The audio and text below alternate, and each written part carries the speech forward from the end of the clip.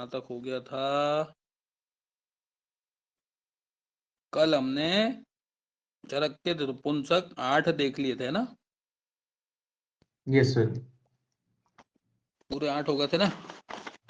Yes sir, नपुंसक से start करना है। है ना? सुश्रुत वाले नपुंसक के, सुश्रुत के पुंसक 5 होते हैं। तो सुश्रुत के नपुंसक कितने? 5। चरक के थे 8। तो पुंस से 5 याद रखना, सुश्रुत के पुंस से 5 है, नपुंसक 5। 4 सशुक्र वाले होते हैं, एक ही अशुक्र वाला होता है। अशुक्र मतलब तो षंडी होता है, जिसमें शुक्र है ही नहीं तो वो षंड होगा। आवाज क्लियर है ना?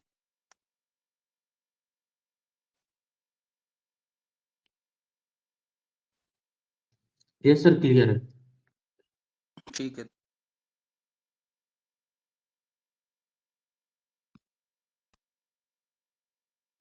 एक सेकंड रुको।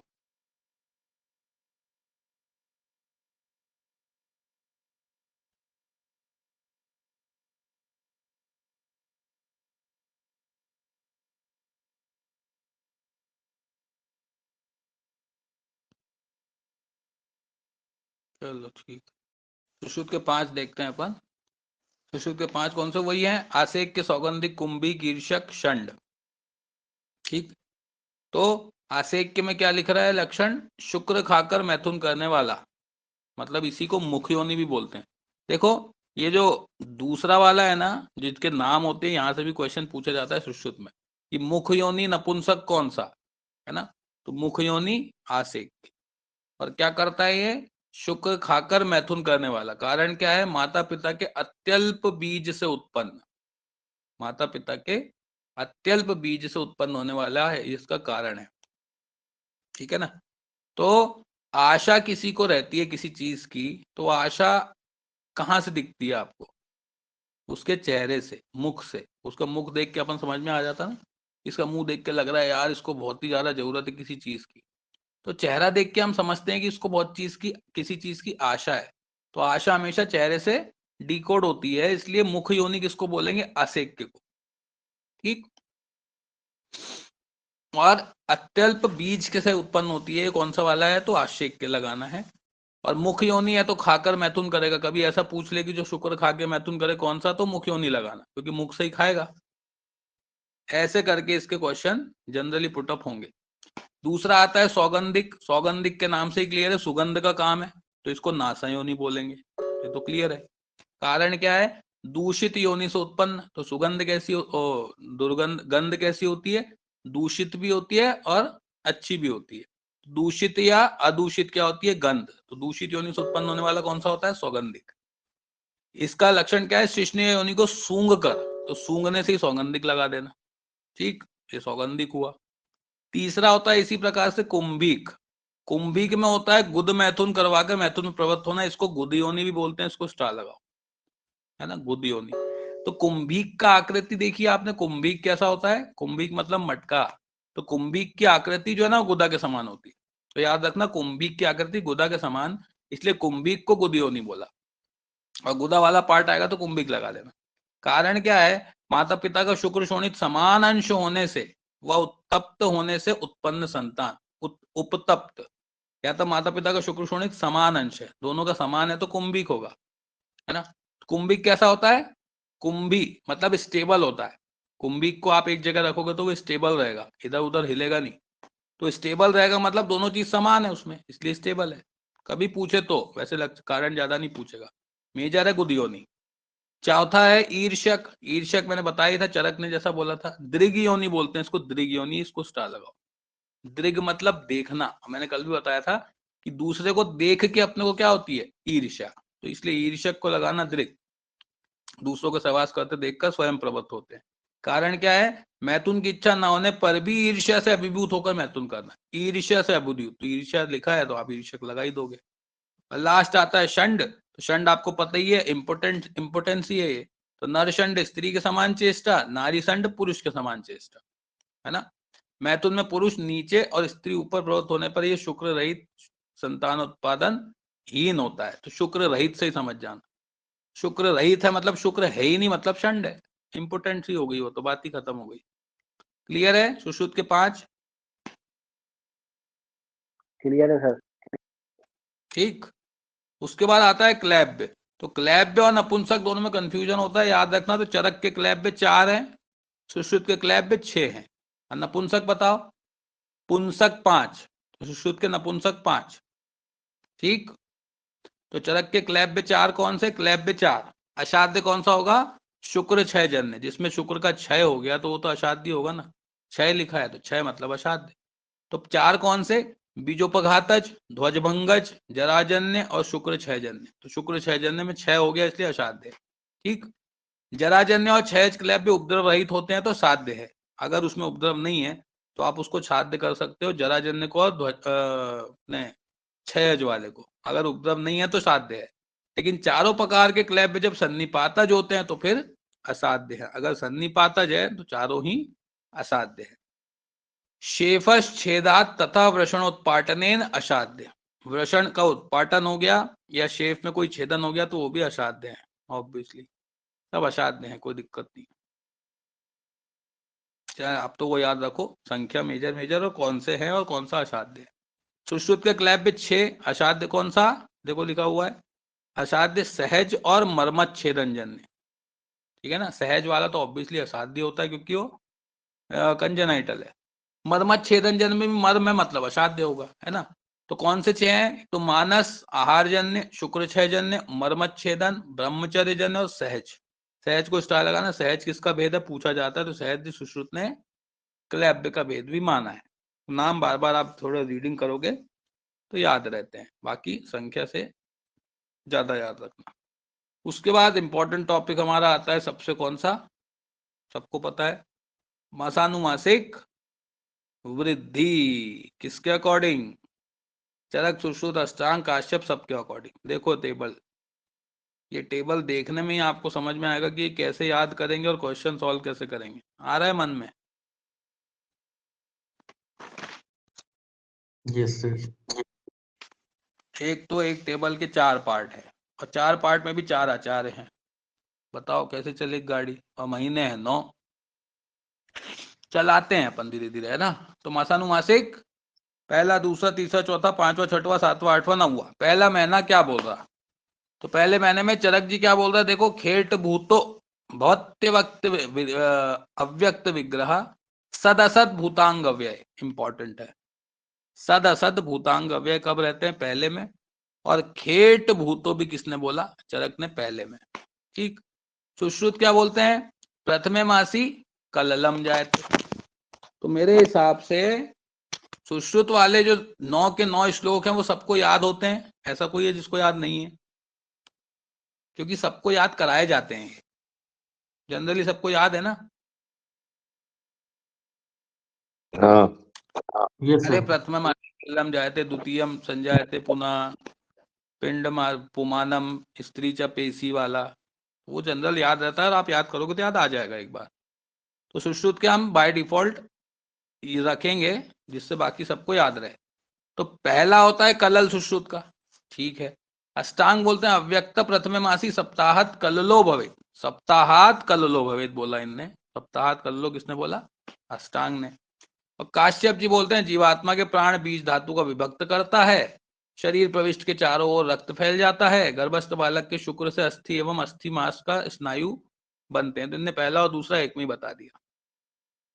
ठीक, तो याद कैसे रहेगा? खेट भूतो बोला चरक ने और सद असद बोला चरक ने। तो सत्य हमेशा, या सद, सद, सद मतलब किसी को फॉलो करना। सबसे ज्यादा फॉलो किसको करते हो आप? चरक को। तो सद असद किसने बोला? चरक ने। ठीक है, और सद असद का मतलब होता है कि है भी और नहीं भी। तो है भी और नहीं भी वाला कंफ्यूजन कब होगा? पहले में, दूसरे में कि तीसरे में?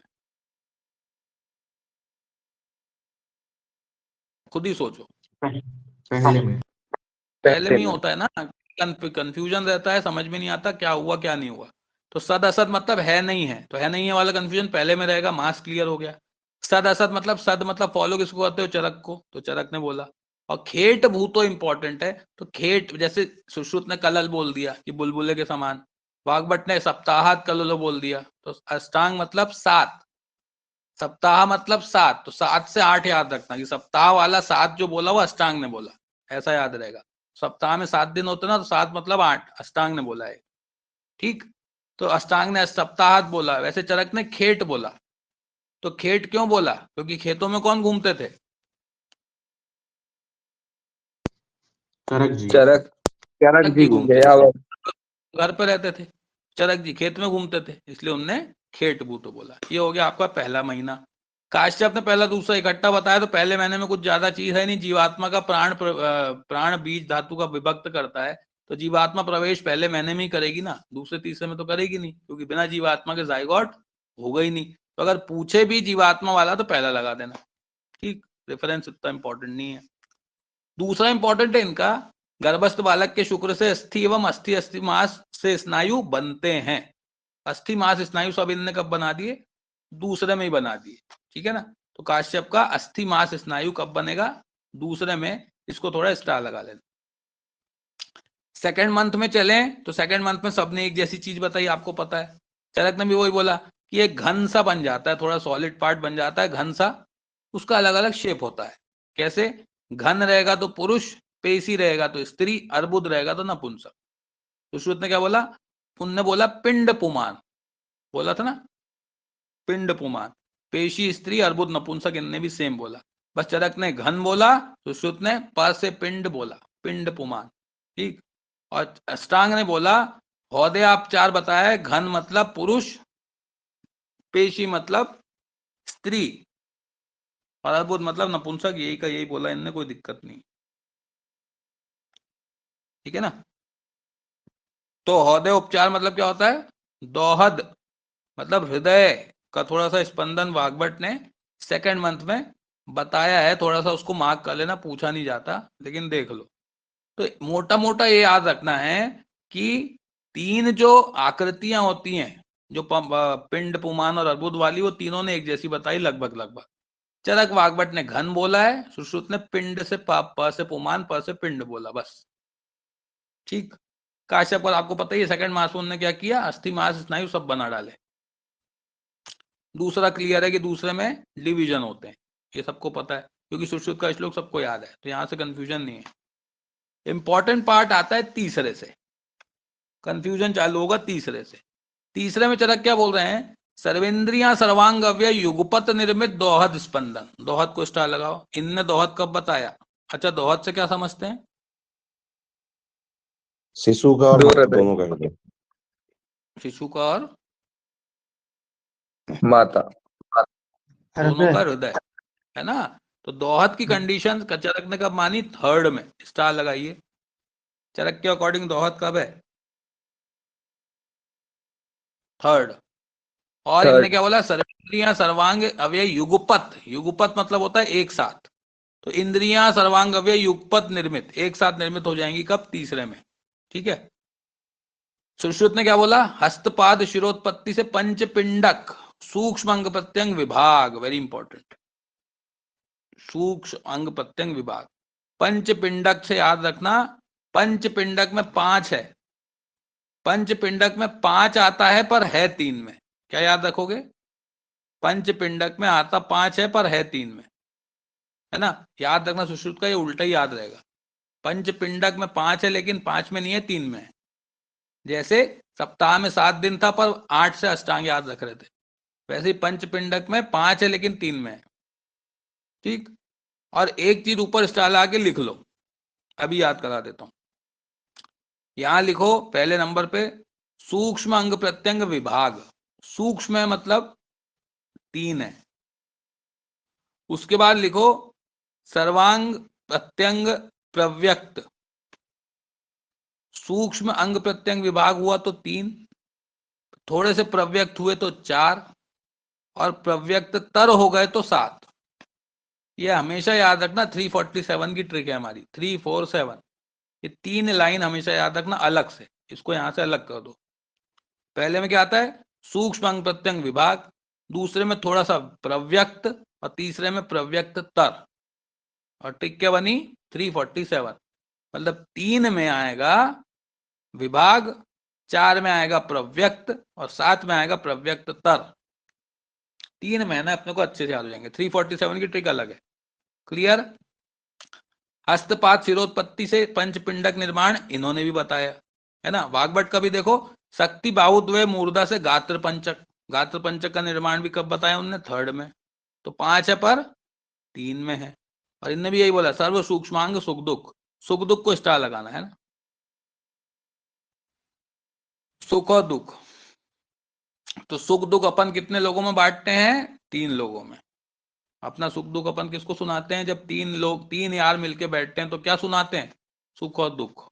इसलिए सुख दुख की उत्पत्ति वाग्भट ने कहा बताई? तीसरे मंत्र में। काश्यप ने क्या बोला? काश्यप ने भी वही बोला, सर्वेंद्रियां सर्वांगवे युगपत प्रकट गर्भ स्पंदन चेतना वेदना सुख दुख। ठीक, चेतना भी इनने बताई, चेतना तीसरे में आएगी। चरक ने भी दोहत को तीसरा बोला। अब याद कैसे रखेंगे सर्वेंद्रियां सर्वांग अव्यय जो है वो तीसरे में आ रहा है? याद रखने का तरीका ये है कि सभी इंद्रियां सभी अव्यय एक साथ तीसरे में इसलिए बनते हैं क्योंकि तीसरे में ही गर्भ को स्थिरता, मतलब गर्भ का स्टेबिलिटी कब आती है? अपन क्या बोलते हैं? 3 महीने बाद देखेंगे, 3 महीने तक अबॉर्शन कराना है तो करा लो, 3 महीने तक ऐसा करना है तो कर लो। हर चीज में अपन 3 महीना इसलिए बोलते हैं क्योंकि थर्ड मंथ में अंग प्रत्यंग का निर्माण शुरू हो जाता है। तो याद रखना युगपत एक साथ अंगों का निर्माण शुरू कब होता है? गात्र पंचक ये सब कब बनते हैं? थर्ड में। इसलिए सुश्रुत ने भी पंचपिंडक बोला और अष्टांग ने भी गात्र पंचक बोला। और सुख दुख तो आपको पता ही है, सुख दुख काय में आएगा? जब 3 यार मिलके बैठेंगे। क्लियर है? पहला ट्राइमेस्टर। अब आ जाओ चौथे पे। चौथे में देखो क्या लिख रहा है। चौथे में लिख रहा है गर्भ में स्थिरता गर्भिणी गुरुगात्रता। Very important, most IMP question है यहां से जितने भी आएंगे। क्या बोला? गर्भ में स्थिरता आती है, गर्भिणी गुरुगात्रता, पहली चीज। तो श्रुति ने क्या बोली? देखो सर्वांग प्रत्यंग प्रव्यक्त, ये तो याद हो गया, अलग से याद नहीं करना। और गर्भ में दोहद चेतना, ये स्टार मार्क का क्वेश्चन आ जाता है क्योंकि चरक ने दोहद तीसरा बोला, काश्यप ने दोहद तीसरा बोला, मतलब चेतना उनके हिसाब से भी तीसरी है। सुश्रुत ने चौथा माना है। सुश्रुत क्या बोलते हैं? ये हार्ट में 4 चैम्बर हैं, क्योंकि सुश्रुत सर्जन है, एनाटॉमी वाले हैं। तो उनने क्या बोला? हार्ट में 4 चैम्बर होते हैं, इसलिए चौथे में दोहद आएगा। बाकी चरक काश्यप ने तीसरा माना। ठीक है, तो उसको ये लिख के याद रखना। वाग्भट ने बोला व्यक्त अंगा नाम, इनने भी वही बोला कि व्यक्त कब होगा? जैसा सुश्रुत ने बोला ना प्रव्यक्त चौथे में, वैसे इनने बोला व्यक्त अंगा नाम चौथे में। वो अपना 347 वाली ट्रिक तो याद ही है अपने को कि पहले सूक्ष्म अंग प्रत्यंग विभाग, फिर प्रव्यक्त, और 7वें में प्रव्यक्त तर। तो वाग्भट ने भी सुश्रुत का माना, प्रव्यक्त को प्रव्यक्त बोला। काश्यप ने क्या बोला? गर्भ गर्भाशय में स्थिर और निरामय। वेरी इंपॉर्टेंट, निरामय मतलब बिना किसी व्याधि के रहता है और स्थिर हो जाता है। तो स्थिर आदमी को कब बोलोगे आप? जब उसमें कोई व्याधि नहीं रहेगी, तभी तो स्थिर बोलोगे ना। अब याद कैसे रखें? तो बड़ा अच्छा फंडा है उसका। आप देखो, कोई भी चीज स्थिर कब होती है? कोई कुर्सी है, अगर वो उसको स्थिर रखना है तो उसके कितने पैर पे खड़े रहना पड़ेगा उसको? 4 4 पैर पे। कोई मकान है, उसको खड़ा करने के लिए कितने खंबे गाड़ते हैं नीचे?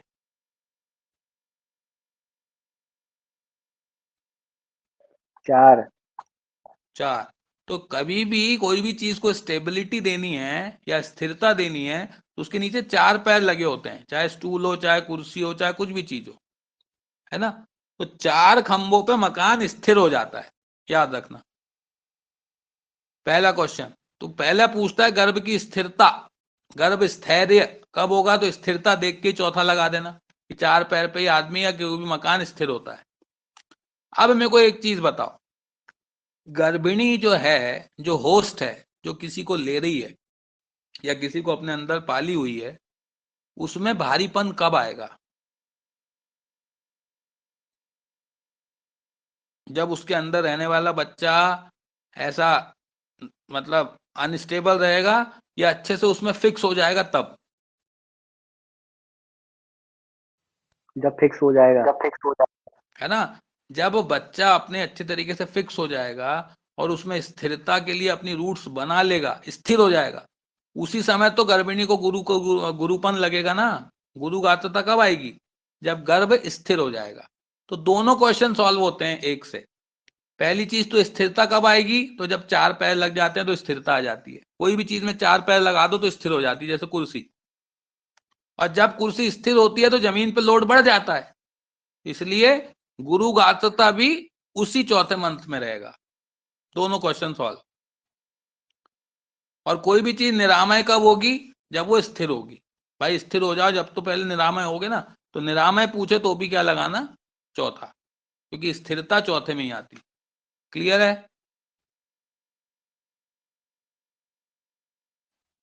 क्लियर है सर।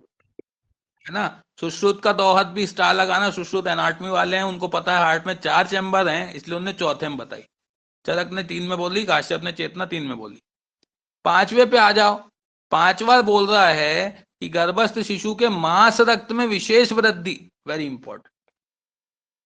गर्भ के मांस और रक्त में विशेष वृद्धि कब होगी, तो 5वें में। अब मेरे को बताओ कि कितनी धातुएं होती हैं, ये मैंने पढ़ाया है आपको, कहाँ पढ़ाया है मेरे को याद नहीं आ रहा। हाँ पढ़ाया है। मेरे को बताओ धातुएं कितनी, 7। 7। सातों धातुओं में से ऐसी कौन सी धातु है जो एकमात्र है और वो पंच भौतिक है? रक्त धातु। है ना, कहाँ पढ़ा अपन ने? रक्त कहाँ जलोका। पढ़ा? हाँ, जलोका के आगे अपन ने जब रक्त विश्रावण पढ़ रहे थे ना, वहां पे अपन ने रक्त के बारे में पढ़ा था। तो वहां मैंने बताया था कि रक्त ही एकमात्र धातु है जो पंच भौतिक होती है। तो बस अपना वही सवाल आ गया और वही अपना आंसर लग गया। रक्त जैसे ही दिखे तो आप देख के लगा देना, रक्त में वृद्धि कब होगी, 5वें महीने में, क्योंकि रक्त पंच भौतिक होता है।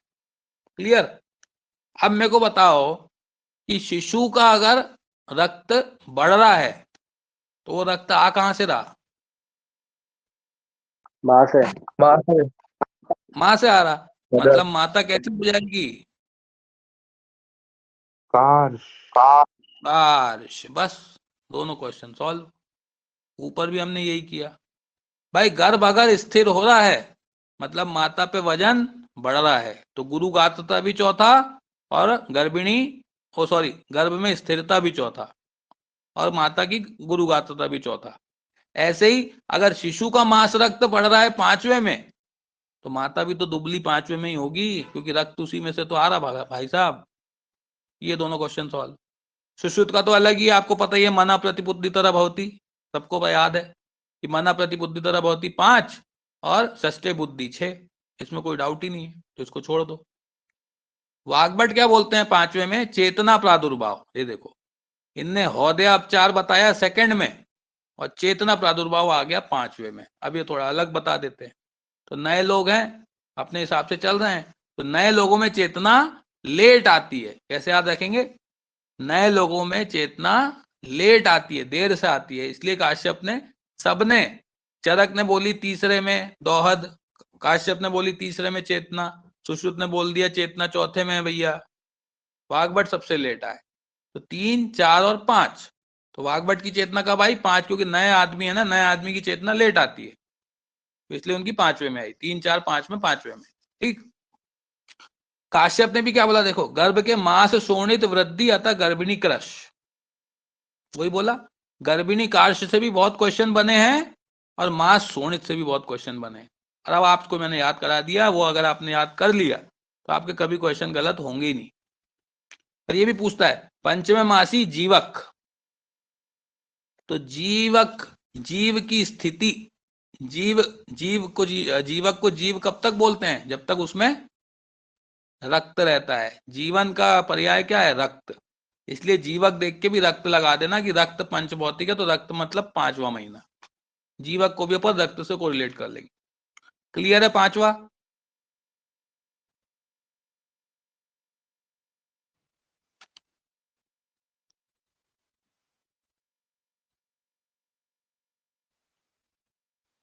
क्लियर है, क्लियर है ना?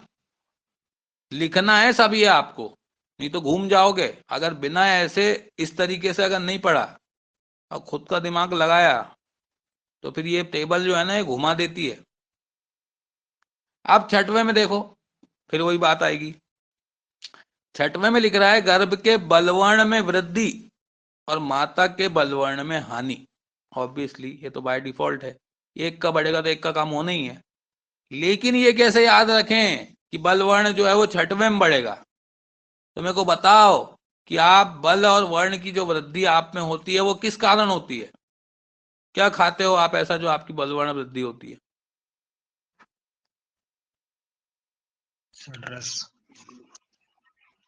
Very good. क्या खाते हो?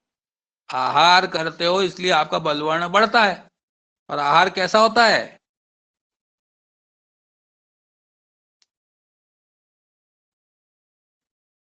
षड्रस युक्त। वेरी गुड, बस वही लिखना है यहाँ पे अपने को कि बल वर्ण की वृद्धि कैसे होगी? आहार खाने से। और आहार कैसा होता है? षड्रस युक्त। तो छठे महीने में बलवर्ण की वृद्धि हो रही, बात खत्म।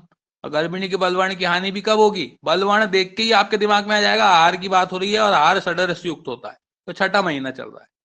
और गर्भिणी के बलवर्ण में हानि भी छठे में होगी। सुश्रुत का तो पता ही है, सिक्स्थ सेंस मतलब बुद्धि, तो सिक्स सेंस बुद्धि चलता है। वाग्भट ने फिर अलग बोल दिया, देखो स्नायु शिरा रोम बलवर्ण नख त्वचा की उत्पत्ति, बहुत सारी चीजें बता दी उनने। तो कैसे याद रखेंगे? कुछ 6 चीज की उत्पत्ति छठवें में बताई, ऐसा याद रखना। वाग्भट अलग ही चल रहे हैं, नए लोग हैं, अपने हिसाब से चलते हैं। तो उनने क्या बोला? 6 चीज की उत्पत्ति छठे महीने में। स्नायु रोम नख बलवर्ण नख त्वचा ऐसा कुछ दिखेगा तो आप सोचना कि हाँ 6 चीज छठवें में थी वाग्भट की, तो ऐसा आपको याद रहेगा। तो 6 चीज छठवें में, क्लियर? ऐसा याद रखो, ज्यादा लोड नहीं लेना। काश्यप ने वही बोला, गर्भ के बलवर्ण ओज में वृद्धि मातु श्रमो अधिक।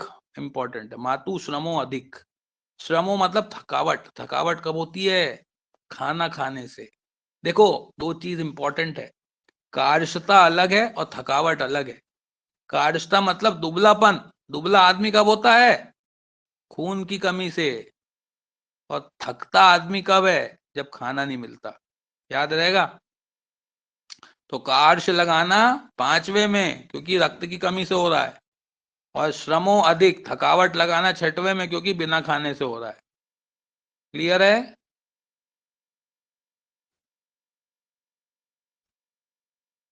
ठीक है सर। है ना? इससे सिंपल और इससे इजी कुछ नहीं हो सकता।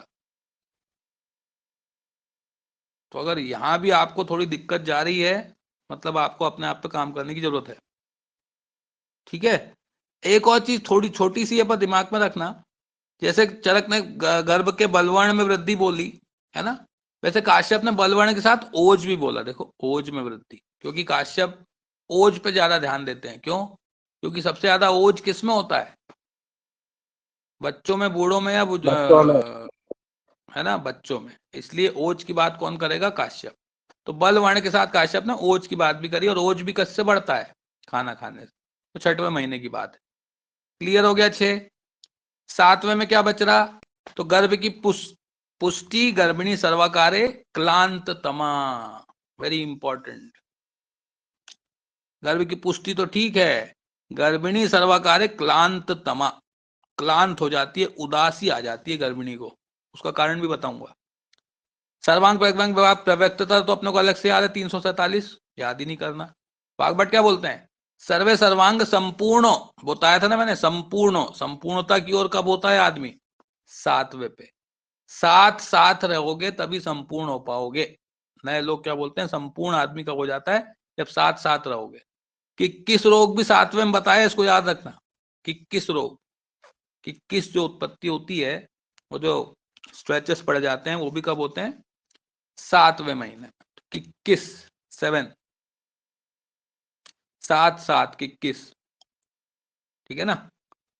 वाग्भट काश्यप बोलते हैं गर्भ सर्व धात्वांग संपूर्ण गर्भिणी नित्य क्लांतता वात पित्त कफान्वित। देखो निरामय कब हो रहा था?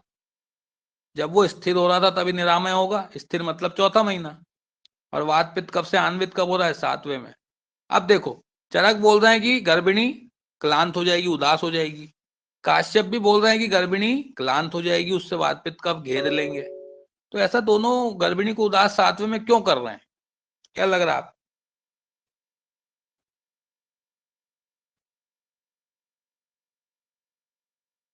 7वें में ऐसा क्या हो रहा है? मैं बताता हूं। 8वां सबको याद है? 8वें में क्या होता है? सबको याद रहता है। 8वां जरा ओज फेमस है। बच्चे में चला ओज आई और स्थिर होता है। पता है कि 8वें में जाके ओज जो है वो उसका आदान प्रदान होने वाला है, और ओज के कारण, ओज के आदान प्रदान के कारण वो जो 8th मंथ होता है वो बहुत ज्यादा डेलिकेट होता है। सबको यही बोलते हैं गर्भिणी को कि 8वां महीना बचा के चलना, 8वां महीना में केयरफुल रहना, 8वें महीने में एक्स्ट्रा केयर करना, क्योंकि 8वां महीना दिक्कत देता है। तो उसी 8वें महीने की स्ट्रेस में वो जो गर्भिणी है वो 7वें महीने में क्लांत हो रही है कि अब 8वां महीना आने वाला है तो दिक्कत हो जाएगी, टेंशन में स्ट्रेस में, इसलिए है वो। तो ऐसे याद रहेगा 7वां कि क्लांत क्यों पड़ी है एक जगह, क्या सोच रही है वो उदास होके कि 8वां महीना आने वाला है और ओज का आदान प्रदान होगा और रिस्क बढ़ेगी। काश्यप ने भी इसीलिए नित्य क्लांत और वात पित्त कफ से आन्वित बोला, क्योंकि वो 8वें महीने आने वाली है तो स्ट्रेस में है, इसलिए क्लांत हो रही है। तो क्लांत क्लियर है, ऐसे याद रहेगा अपने को, 7वें महीने में क्लांत इसलिए हो रही है।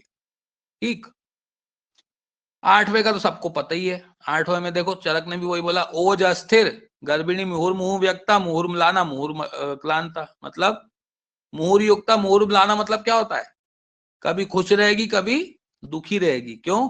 क्योंकि ओज का अस्थिर रहता है, ओज उसके अंदर रहेगा तो वो खुश रहेगी, और ओज बच्चों में रहेगा तो वो दुखी रहेगी। तो देख के समझ जाना आप लोग कि मुहुर्युक्ता मुहुर्मलाना बार बार दुखी और खुश क्यों हो रही है, तो मतलब ये ओज का अस्थिर वाला मंथ है। मतलब कौन सा मंथ है? 8th month. ये ओज अंदर है तो खुश, और ओज बाहर बच्चे में गया तो मलान। सुश्रुत ने भी वही बोला, ओज अस्थिर, है ना। वाग्भट ने माता पुत्र के बीच में बार बार ओज संचार, इनने भी यही बोला ओज संचार। काश्यप ने ओज का परस्पर आदान प्रदान, मुहुर्मलाना मुहुर्हष्टा, इनने भी यही बोला। तो 8वें महीने में सब एक जैसा बोल रहा है, और इसीलिए 7वें में गर्भिणी क्लांत थी और स्ट्रेस में थी, तो क्लांत वाला 7वां हो जाएगा, 8वां ओज वाला है। क्लियर है?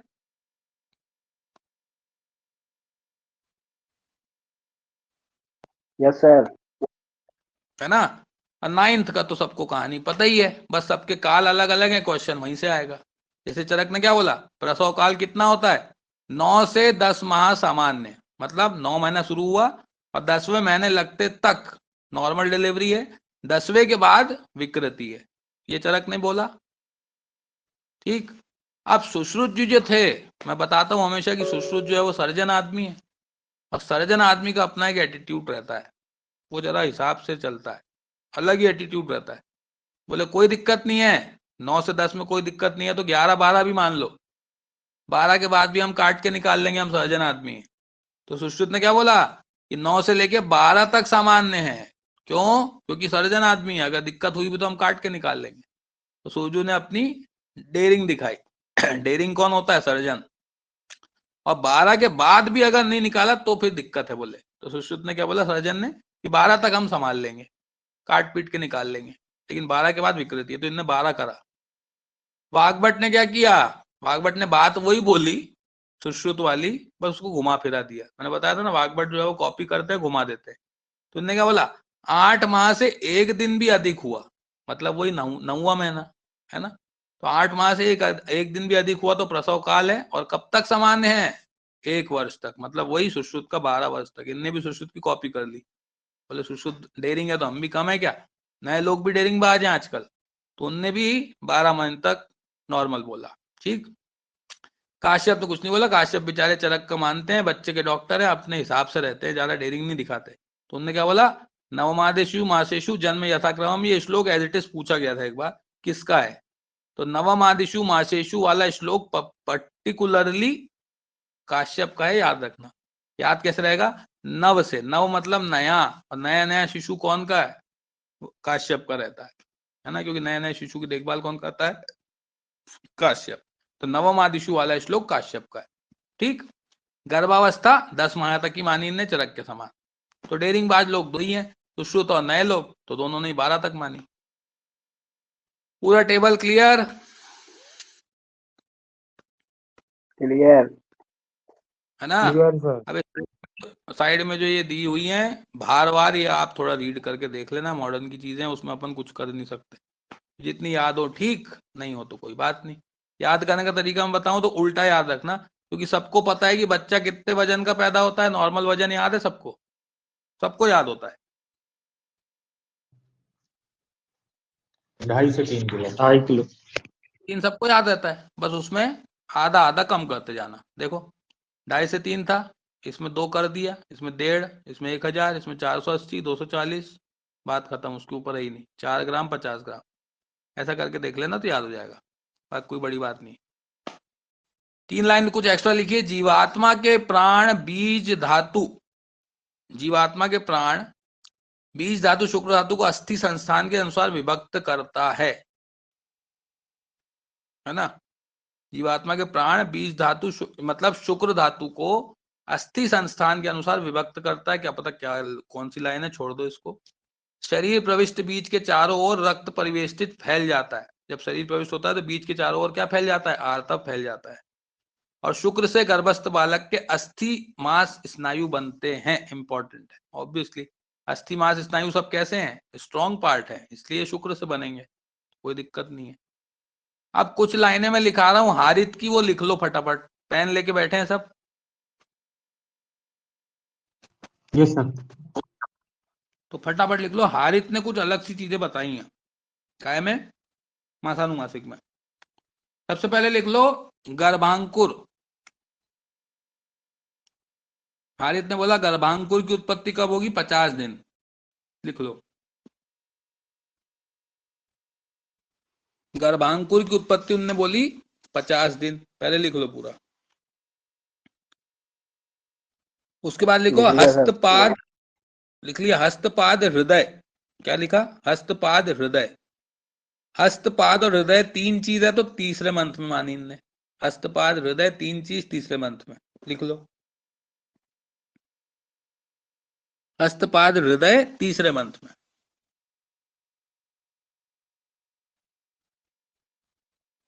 ठीक है, उसके बाद लिखो सिर। सिर की उत्पत्ति उन्होंने मानी 3.5 मंथ में, एग्जैक्ट 3.5 सिर की उत्पत्ति। याद रखने का तरीका भी वही है। मगज कितने ग्राम का होता है, मगज 3.5 ग्राम का है ना, तो 3.5 मंथ में सिर की उत्पत्ति मानी हारित ने। उसके बाद लिखो लोम। लोम लिखना, केश मत लिखना, लोम।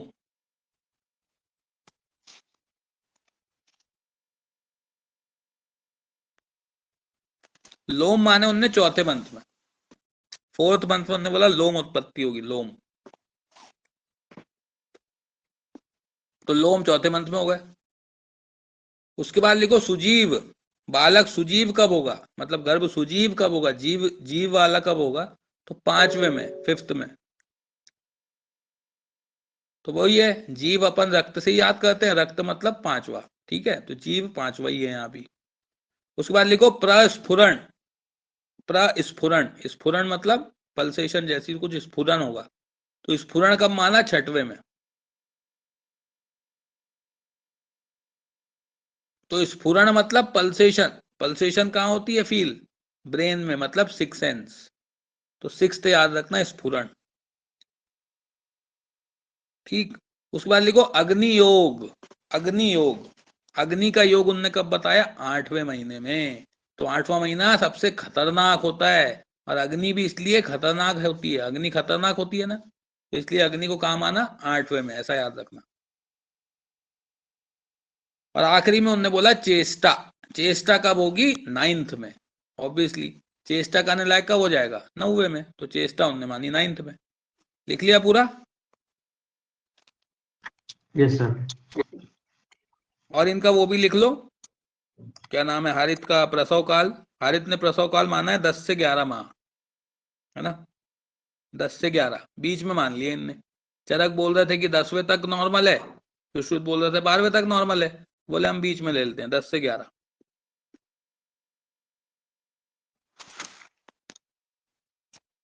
ठीक है, यस सर। तो ये हारित का और ये वाला टेबल आज सिर्फ इतना ही पढ़ेंगे क्योंकि बहुत हेक्टिक है। कल इसका अपन सारांश देख लेंगे, वही चीज जो अपन ने पढ़ी है वो लिखी है, ठीक है।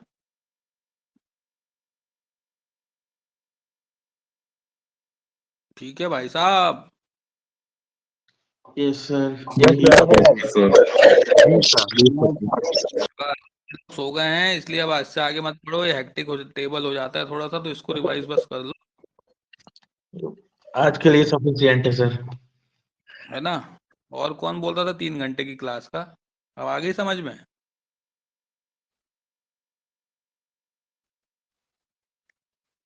तो ऐसे ही चलेगा, पोर्शन जैसे जैसे बढ़ेंगे बर्डन थोड़ा थोड़ा बढ़ते जाएगा। इसलिए मेरा सबसे बार बार कहना है, अभी भी जब लोग बहुत लोग ऐसे हैं जो अपने आप को एडजस्ट नहीं कर पाए हैं टाइम के अकॉर्डिंग, रिवीजन के लिए, अपने बाकी के कामों के कारण, तो उन सबसे निवेदन है कि जितने जल्दी अपने आप को एडजस्ट कर लेंगे और रिवीजन का टाइम फिक्स कर लेंगे उतना अच्छा रहेगा। जितना लेट होगे उतना ज़्यादा लॉस होगा, क्योंकि अभी भी आप देख रहे होंगे बाकी आपके साथ वाले लोग, कई लोग ऐसे हैं जो अभी भी डेमो ही ले रहे हैं। बहुत लोग हैं कि अभी क्या करें, कहाँ करें, पीएससी की तैयारी करें कि नहीं करें। तो ये कंफ्यूजन से बाहर निकलो, जो जितनी जल्दी तैयारी करेगा वो उतना आगे निकलेगा। तो तैयारी तो आपने शुरू कर दी है, बस अब उससे एडजस्ट होके एक टाइम टेबल बनाओ और सब काम को साइड करके उसको प्रायोरिटाइज करो। बार बार देख रहे हो आप टॉपिक कैसे टॉपिक हैं, ऐसे टॉपिक आगे आने हैं, तो ऐसे टॉपिक्स में आपको रिवीजन ही बचा पाएगा। मेरी ट्रिक्स भी आप रिवाइज करोगे तभी याद आएंगी, तो इसलिए रिवीजन और कंसिस्टेंसी पे ध्यान देंगे, है ना। टेस्ट कब है सर? टेस्ट संडे, टेस्ट के लिए मैडम से पूछना। हाँ 1 मिनट रुक जाओ, नम्रता बोल रही है मैं आर्तव दोषों को करेक्ट करवाने वाला था पर मैं भूल गया। अभी अपन देख ही लेते हैं आर्तव दोष में क्या था, उसका श्लोक मेरे ख्याल से शुक्र वाला लिख दिया था उसमें, है ना।